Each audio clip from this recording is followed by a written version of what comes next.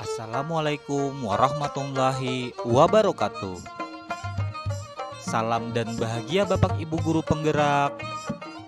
Perkenalkan, nama saya Khairul Arifin, calon guru penggerak angkatan 11 dari SLB Negeri Barabai, Kabupaten Hulu Sungai Tengah.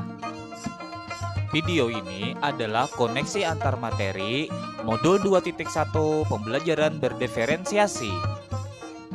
Apa itu sih pembelajaran berdiferensiasi? Pembelajaran berdiferensiasi adalah usaha guru dalam menyesuaikan proses pembelajaran di kelas untuk memenuhi kebutuhan belajar individu. Artinya, pembelajaran berdiferensiasi adalah pembelajaran untuk mendukung semua murid di kelas kita. Harus kita ingat, setiap anak adalah unik. Mereka punya kelebihan dan kekurangannya masing-masing. Begitu pula dengan minat, gaya belajar, kebiasaan, pola pikir, kemampuan literasi, dan lain-lain. Pastinya berbeda, dan disinilah diperlukan usaha guru dapat memenuhi kebutuhan belajar murid yang berbeda-beda agar mereka merasa nyaman saat belajar di sekolah dan tentunya pembelajaran dapat tercapai. Lalu bagaimana ya cara untuk dapat melakukan pembelajaran berdiferensiasi di kelas?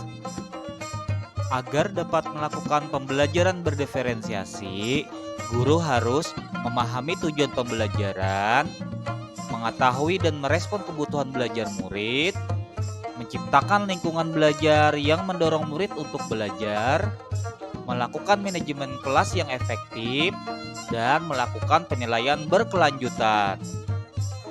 Berkaitan dengan kebutuhan belajar murid, guru harus memahami 3 aspek berikut, yaitu kesiapan belajar murid, minat murid, dan profil belajar murid. Kesiapan belajar murid, yaitu mengharuskan guru untuk menilai pengetahuan awal dan menentukan apa yang telah murid ketahui dan di mana murid berada.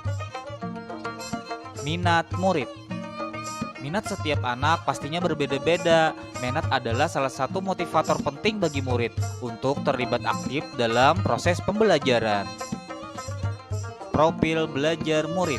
Profil belajar murid ini meliputi lingkungan, budaya, gaya belajar, dan kecerdasan majemuk yang berbeda dari anak satu dan anak lainnya. Kebutuhan belajar murid dapat diidentifikasi berdasarkan cara-cara berikut ini, yaitu mengamati perilaku murid-murid, mengidentifikasi pengetahuan awal, mereview dan melakukan refleksi terhadap praktek pengajaran, berbicara dengan guru murid sebelumnya, membaca rapot murid di kelas sebelumnya, dan menggunakan berbagai penilaian formatif diagnostik. Strategi untuk mendiferensiasi pembelajaran ada dengan 3 cara, yaitu diferensiasi konten, diferensiasi proses, dan diferensiasi produk. Guru boleh memilih salah satu diferensiasi atau kombinasi dari 3 diferensiasi tersebut. Diferensiasi konten berkaitan dengan apa yang kita ajarkan, seperti materi, konsep atau keterampilan yang perlu dipelajari berdasarkan kurikulum.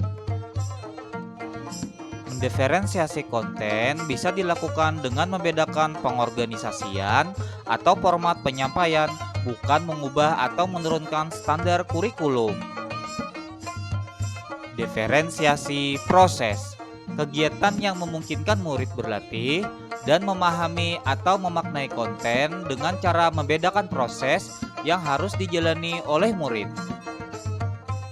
Yang terakhir, diferensiasi produk.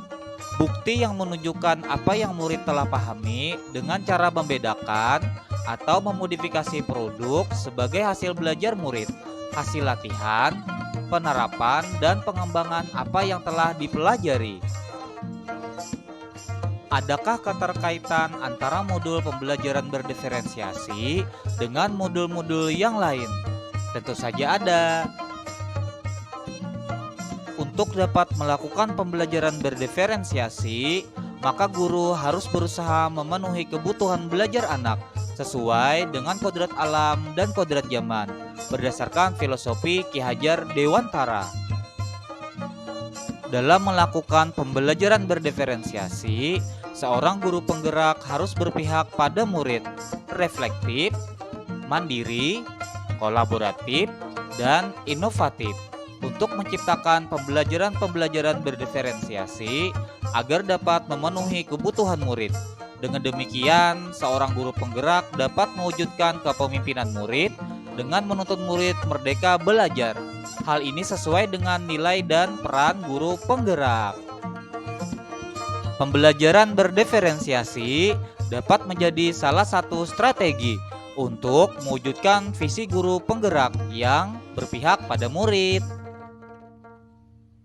Dalam melaksanakan pembelajaran, antara guru dan murid harus ada kesepakatan kelas terlebih dahulu agar proses pembelajaran dapat berjalan dengan baik sesuai dengan nilai-nilai dan budaya positif. Terima kasih. Wassalamualaikum warahmatullahi wabarakatuh.